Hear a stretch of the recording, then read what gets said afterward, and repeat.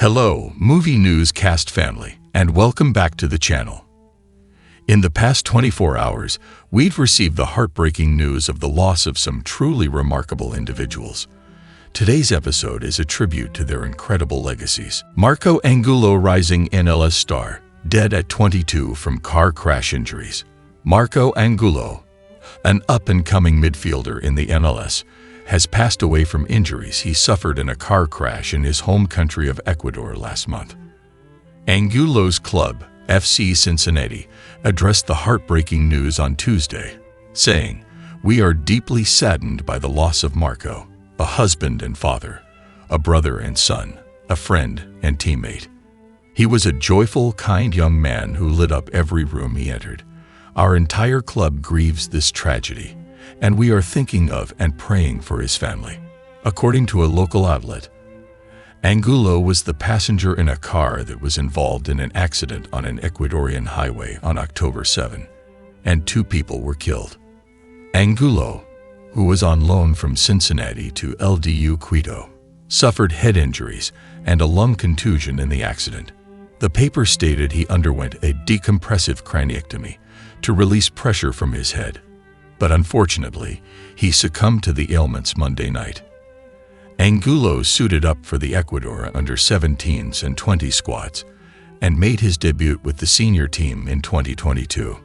The Ecuadorian Football Federation released a statement on his passing, saying he defended the colors of our country at every opportunity he had with his talent and dedication.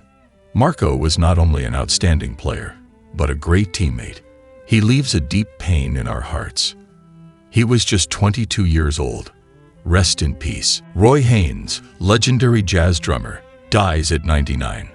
Throughout his 7-decade career, the prolific drummer performed with Charlie Parker, Pat Metheny, Sarah Vaughan, and more. Roy Haynes, a prolific jazz drummer who had more than a 7-decade-long career, has died at the age of 99. A representative for Haynes confirmed news of his death to People, WRTI, and the New York Times first reported that the drummer passed away on Tuesday, November 12 in Nassau County, NY, after a brief illness. Born in March 1925 to immigrant parents, Haynes grew up in the Roxbury neighborhood of Boston. He launched his music career in his teens during the 1940s, when he performed throughout Boston nightclubs and worked alongside Sabi Lewis, Pete Brown, Frankie Newton, and Felix Barbosa. By 1945, he moved to New York City and became a full-time professional drummer, working under Louis Russell's band, Percussive Arts Society. During that time, he collaborated with saxophonist Lester Young and played in Charlie Parker's quintet from 1949 to 1952. The following year, he began working with singer Sarah Vaughan, a working relationship that lasted until 1958. Thereafter, he collaborated with Thelonious Monk, Eric Dolphy, Lenny Tristano, and Stan Getz. In the late 1960s, Haynes worked with vibraphonist Gary Burton and launched his jazz rock project, The Hip Ensemble. In 1971, he released an album called Hip Ensemble. In the following years, throughout the 1970s and 1980s, Haynes collaborated with Chick Corea, and in the 1980s and 1990s he worked with Pat Metheny. Throughout his career, Haynes won 2 Grammy Awards in his career: Best Jazz Instrumental Performance, Group in 1989 for Blues for Coltrane, a tribute to John Coltrane, and Best Jazz Instrumental Performance, Individual or Group in 2000 for Like Minds. He also earned the nickname Snap Crackle for his style of playing. South Korean actor Song Jae-rim dies in his Seoul apartment at 39. The model-turned-actor was found dead in his apartment by a friend in Seoul on Tuesday, November 12. South Korean actor Song Jae-rim has died at the age of 39. According to multiple outlets including CNN and the Korea Herald, the former model-turned-actor was found dead in his apartment in Seoul on Tuesday, November 12. The outlets reported that Jae-rim was discovered by a friend, whom he had planned to share lunch with. Seoul Seongdong police said there was no evidence of foul play at the property and that a note was also found. CNN added, "Our initial investigation so far has revealed no signs of criminal activity," police told CNN. "Since the family did not want an autopsy, we will proceed with transferring the deceased to his family's custody." Jae-rim's breakout role was in the 2009 movie Actresses, according to Variety. He then starred in 20 episodes in the 2012 drama Moon, Embracing the Sun, before appearing in the 2014 reality show We Got Married. The outlet added that the star's final appearance was a leading role in the Yang Ta-jin directed action comedy film Get Rich, which started post-production in late September. Following the news of Jae-rim's death, stars in South Korea paid their tributes on social media. "This is mad. Jae-rim, you were such a cheerful guy. I can't believe this. I'm so sorry for not contacting you or caring for you enough."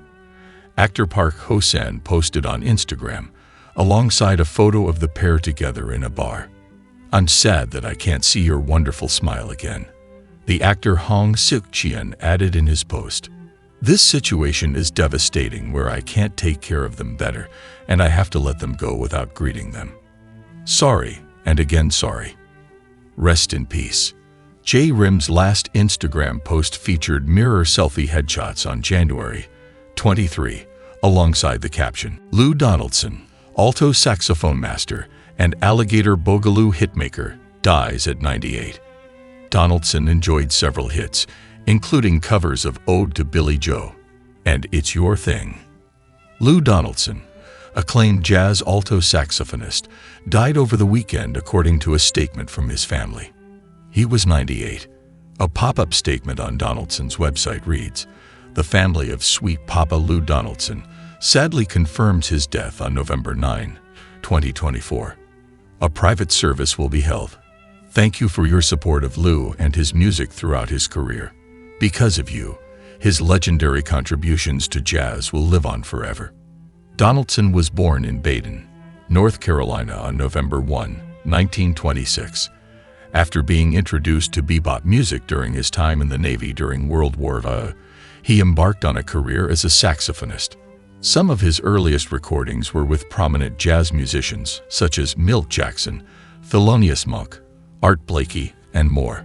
Over the course of his 50-plus-year career, Donaldson was revered for his thoughtful, bluesy approach to the alto saxophone.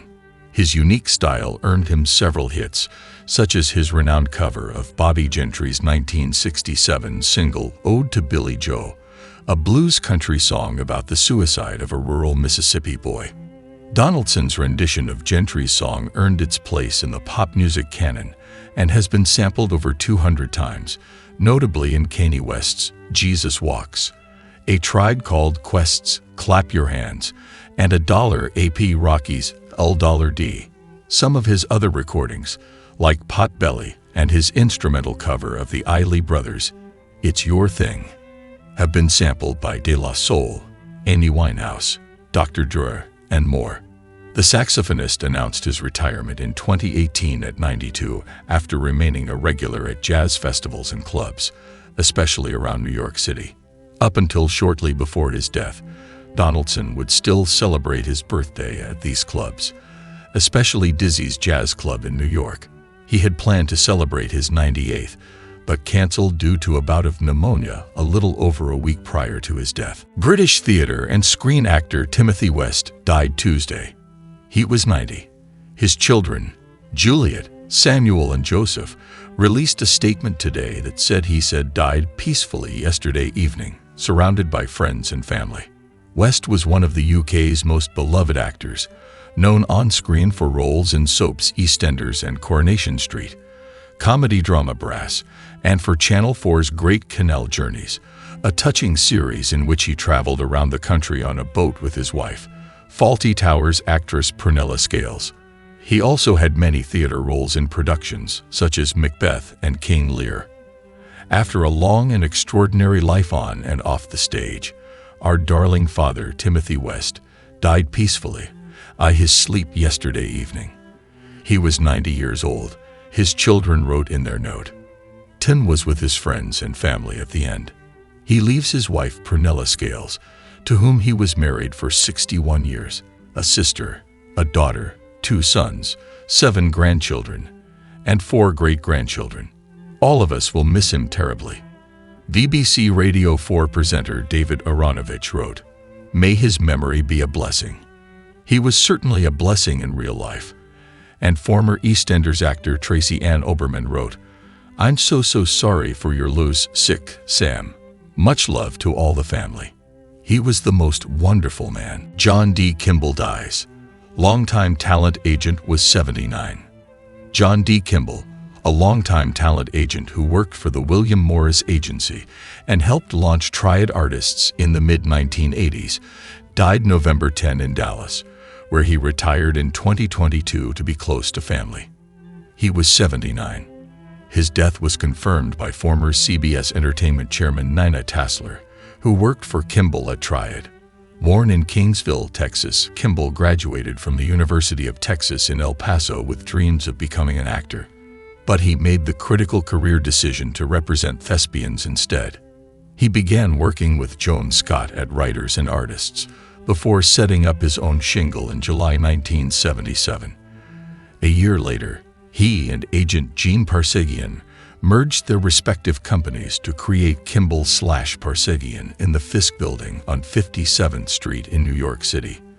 Their early client roster included William Hurt, Pamela Reed, Kevin Bacon, Griffin Dunn, Martin Short, and Andrea Martin.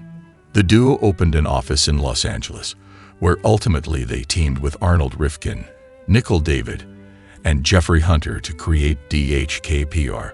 The agency's success would lead to another merger with the likes of Literary Agency and Adams, Ray and Rosenberg to form Triad Artists in 1984. As a partner at Triad, Kimball's clients included George Clooney, Matthew Perry, Sarah Gilbert, Brooke Shields, Victoria Principal, Nell Carter, and Meredith Baxter. Triad merged in 1991 with the William Morris Agency, where Kimball began a new phase of his career as head of the TV talent department.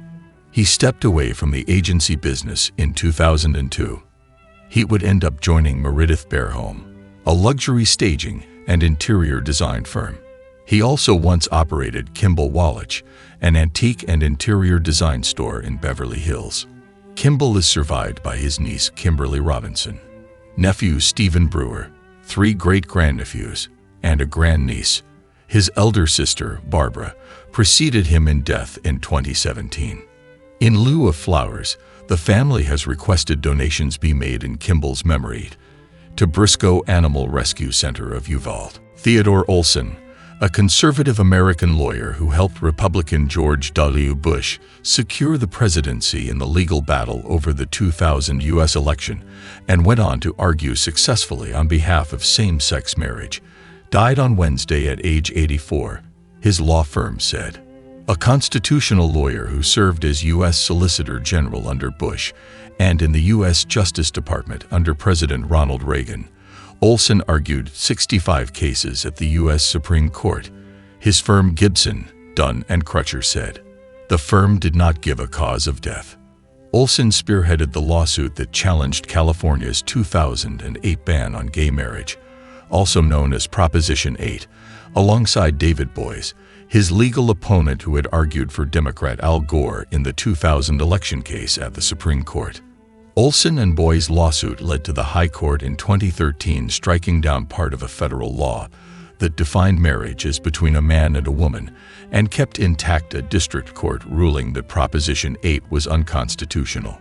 Boies and Olson later officiated at the 2014 wedding of their clients, Hall Katami and Jeff Cirillo. Olson, a longtime member of the Federalist Society conservative legal group, represented Citizens United in the campaign finance lawsuit that led to a landmark 2010 Supreme Court decision allowing corporations and labor unions to spend unlimited amounts of money on political campaigns. He also represented Chevron in the oil company's long-running legal battle over environmental claims in Ecuador. More recently, he argued successfully before the Supreme Court in 2020 to block then-President Donald Trump's bid to allow the deportation of hundreds of thousands of immigrants, often called Dreamers, who entered the United States illegally as children.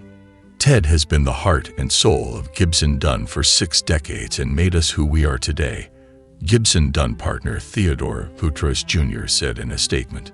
Olson's third wife, Barbara, a conservative legal analyst, was a passenger on American Airlines Flight 77, which crashed into the Pentagon on September 11, 2001, killing everyone on board. Barbara Olson called her husband twice from the airplane after it was hijacked, according to the 9/11 Commission's report. This year, Olson supported a plea agreement reached in August between the U.S. government and Khalid Sheikh Mohammed, who is accused of masterminding the September 11 attacks, and 2 of his accomplices. Olson criticized U.S. Defense Secretary Lloyd Austin's decision to revoke the plea deals, which would have spared Mohammed and the others a death penalty trial. Jerry Faust, bold experiment Notre Dame coach, dies at 89. Jerry Faust, who was famously plucked from an Ohio high school to lead Notre Dame's storied football program in 1981, died Monday, his family confirmed in a statement. He was 89. Faust, who had no college coaching experience prior to replacing Dan Devine in what was dubbed the bold experiment, had a 30-26-1 record from 1981 to 1985.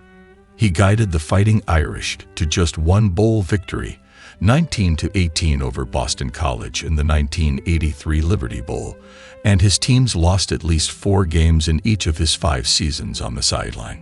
Despite Notre Dame's mediocre stretch during his tenure, Faust was grateful for the unlikely opportunity to live out his dream by coaching the Fighting Irish. I only had 26 miserable days at Notre Dame, and that's when we lost, Faust told the Los Angeles Times in 2008. Other than that, I was the happiest guy in the world. If I had the opportunity to do it again and knew the results would be the same, I'd do it again in a minute. The son of a successful high school coach in Ohio, Faust had grown up dreaming about playing at Notre Dame. At an early age, Faust told anyone who would listen that he was going to play football for the Irish. I'd loved Notre Dame as long as I can remember. Faust wrote in his book, The Golden Dream. When I was in the 5th or 6th grade, I'd ride my bike to practice with my cleats slung over my handlebars, my helmet on my head, whistling the Notre Dame Victory March. Even in the 4th grade, I knew what I wanted, and I wasn't bashful about telling others. As a high school senior, Faust visited Notre Dame the day before the season finale against USC. Back then, recruiting rules allowed college teams to work out recruits. Faust was one of 18 quarterbacks on campus that day, according to his book. I was about 8th in line, Faust said. After I saw the first 7 throw the football, I knew I couldn't play football at Notre Dame. They were too good. My next dream was to be the coach at Notre Dame. Gloria Fox, longest-serving black woman representative in mass history, dies at 82. Former state representative Gloria L. Fox, who served Roxbury on Beacon Hill for more than 30 years, died Monday at age 82, her family confirmed. A fierce advocate and champion of Roxbury, social justice, foster care, and anti-racism measures, Gloria aligned all of her work to serve the people of her district and her family. Ms. Fox's family said in a statement. Ms. Fox was first elected to represent the 7th Suffolk District in 1985 and was the longest-serving woman in the Massachusetts State House at the time. She announced she would not seek a 17th term in 2016. While acknowledging her historic role on Beacon Hill, black elected leaders said that Ms. Fox's legacy lives in her steadfast pursuit of increasing investments in her community, while never being afraid to upset the political elite. She never apologized for doing the right thing, said State Senator Lydia Edwards. That sense of never having to apologize for fighting, even if it went against leadership, that's the legacy she has. A Boston native, Ms. Fox bounced around foster homes throughout the city as a child and settled in the Whittier Street public housing development in Roxbury as a young, single mother of 2 boys. She quickly gained a reputation as a champion for anti-poverty causes and helped steer the controversial Southwest Expressway project from the heart of Boston's Black community. Before running for office, she directed the Roxbury North Dorchester Area Action Planning Council, which provided neighborhood residents services such as daycare, college tours, and job training. Dallas Long, who won 2 Olympic medals while dominating the shot put in the 1960s, has died at 84. Dallas Long, a 3-time NCAA shot put champion who won a gold medal at the 1964 Tokyo Olympics, has died. He was 84. He died of natural causes Sunday in Whitefish, Montana, USC said Tuesday after being informed by a family member. No further details were provided. Long ruled the shot put in the 1960s, winning 3 consecutive NCAA titles from 1960 to 62. His gold medal performance in Tokyo included a then Olympic record throw of 66 feet, 8.50 inches. He earned a bronze medal at the 1960 Rome Games behind fellow Americans Bill Nieder and Perry O'Brien. Long set the shot put world record 11 times from 1959 to 1965 and was ranked No. 1 in the world 3 times. His best effort was 67 to 10.25. He was a member of USC's 1961 NCAA championship team. His throw of 65 to 10.50 set in 1962 still ranks 6th on USC's all-time list. His freshman mark of 63 to 7 set in 1959 stood until 2015. Born Dallas Crutcher Long on June 13, 1940, in Pine Bluff, Arkansas, he first came to national prominence in the event as a senior at North High in Phoenix, Arizona, where he set a national prep record in the shot put. Long earned a dental degree from USC and a Doctor of Medicine degree from Washington University in St. Louis.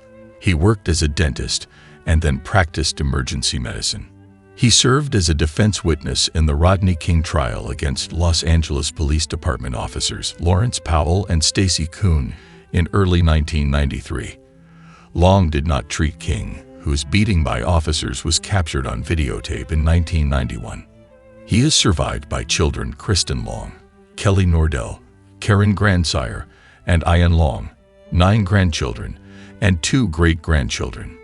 He was twice divorced. Ella Jenkins, First Lady of Children's Music, dies at 100. Chicago singer and songwriter Ella Jenkins, known as the First Lady of Children's Music, has died at the age of 100. Jenkins, a children's folk singer whose career spanned more than 60 years, died peacefully on Saturday at the senior facility where she lived in Uptown. Born in St. Louis, she moved to Chicago as a child. She taught herself the ukulele and the harmonica as a youngster. After graduating from college at San Francisco State University, Jenkins returned to Chicago and worked in community centers. She used music to teach children in those community centers, creating many of her own songs. In the 1950s, she started appearing on children's TV shows, which launched her career as a full-time musician. Generations of kids grew up on the music of the lifelong Chicago musician, whether hearing her records at home or school, seeing her on Mr. Rogers' Neighborhood, or even attending a live performance. Jenkins' early TV appearances notably included The Totem Club on WTTW Channel 11, back when the public broadcasting station broadcast from a studio that doubled as an exhibit at what we now call the Griffin Museum of Science and Industry. Jenkins first performed on the program in 1956 and soon had her own segment on the show called This is Rhythm. Bastard out of Carolina author Dorothy Allison dies at 75. Dorothy Allison, author of Bastard Out of Carolina and Skin, Talking About Sex, Class, and Literature, has died. She was 75. According to Sinister Wisdom, Allison died Wednesday after a short illness with cancer. A staunchly pro-woman, pro-queer, pro-love voice in our society, Allison wrote poetry, novels, essays, and what she called smut.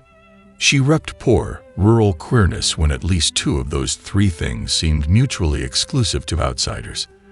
As Literary Hub put it, Allison wrote about a queer, poor South with dynamism and ferocious love.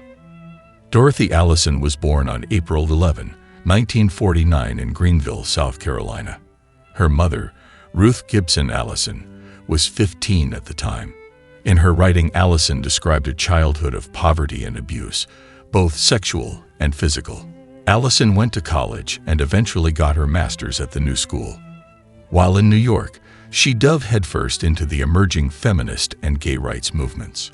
She wrote about the joy and excitement she found in those spaces for sinister wisdom, saying, "I loved each and every one of us. I loved what we were trying to do, even as we quibbled over line breaks in a poem or structure in an essay." Her first publication was a chapbook of poems, 1983's The Women Who Hate Me. 1988's Trash, a book of essays, brought her critical acclaim. She is perhaps best known for Bastard Out of Carolina, a semi-autobiographical novel. It was adapted into a film starring Gina Malone and Jennifer Jason Leigh in 1996. Don Bosseler, an All-American at Miami, NFL back, dies at 88. Don Bosseler, an All-American fullback who led Miami to the No. 6 ranking in the Associated Press poll in 1956 and was enshrined in the College Football Hall of Fame, has died. His family and the National Football Foundation announced Thursday. He was 88. Bosseler, who played 8 years in the NFL, died Wednesday in Atlanta. Don Bosseler's talents helped the Miami football program achieve national prominence in the 1950s, National Football Foundation Chairman Archie Manning said in a release. An All-American, he epitomized toughness, earning the nickname Bull. And you can still find his name in the records books at the U nearly 70 years later. Bosseler was a first-round selection by Washington in 1957, drafted 9th that year, and rushed for 3,112 yards and 22 touchdowns in 8 NFL seasons. He made the Pro Bowl in 1959. Among those taken ahead of Bosseler in that 1957 draft, No. 1 pick Paul Hornung and No. 6 pick Jim Brown. Bosseler called them both after the draft to ask what they signed for, then secured a $10,000 contract with a $500 signing bonus from Washington. And in typical Don Bosseler fashion, he came home with that $500 and spent it all with his University of Miami teammate friends in one night. His son, Greg Bosseler, said Thursday, "I think they had a good time." Don Bosseler played his high school football in Batavia, New York, near Buffalo, and was heavily recruited. He chose Miami, but nearly left after a couple weeks because he was homesick. He packed his bags and headed to the train station.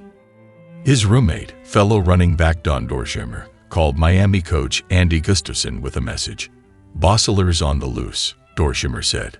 Gustafson raced out of his house, got to the train station, found Bosseler, and pleaded with him to come back for just one more day. "And the rest is history," Greg Bosseler said. Joaquin Phoenix and his longtime partner have always kept their relationship private. However, after the Oscar-winning actor recently referred to her as his wife, many are curious to know more about the woman by his side and their life together as parents. Despite his fame, Joaquin Phoenix has consistently shielded his personal life from the spotlight. His relationship with his partner has been no exception, maintained quietly despite years of speculation and fan curiosity. However, in a rare interview, Phoenix referred to his partner as his wife, adding a new chapter to their relationship story. From their quiet romance to shared values and their growing family, meet the other half of this Hollywood couple. A friendship ensued and Phoenix shared, "She's the only girl I ever looked up on the internet. We were just friends, email friends. I'd never done that. Never looked up a girl online." However, a romance blossomed over time, leading to their official debut as a couple at the 2017 Cannes Film Festival, where Phoenix received a Best Actor award for his role in You Were Never Really Here. The two shared warm, candid moments on the red carpet, exchanging hugs and congratulations that spoke volumes. By 2019, The pair sparked engagement rumors as the Oscar winner's longtime partner was spotted rocking the large diamond while running errands. In 2020, their relationship reached another milestone with the birth of their son, River, named in memory of Phoenix's late brother, who died in 1993. The family kept this joyful addition largely out of the public eye until Russian filmmaker Viktor Kossakovsky indirectly confirmed the baby's name at the Zurich Film Festival. As he introduced Phoenix's latest work, Kossakovsky remarked, "He just got a baby, by the way. A beautiful son called River." 4 years later, fans noticed another surprise. Phoenix's partner appeared at the Berlin Film Festival in 2024 for the premiere of La Cocina with a visible baby bump, sparking rumors of the couple's growing family.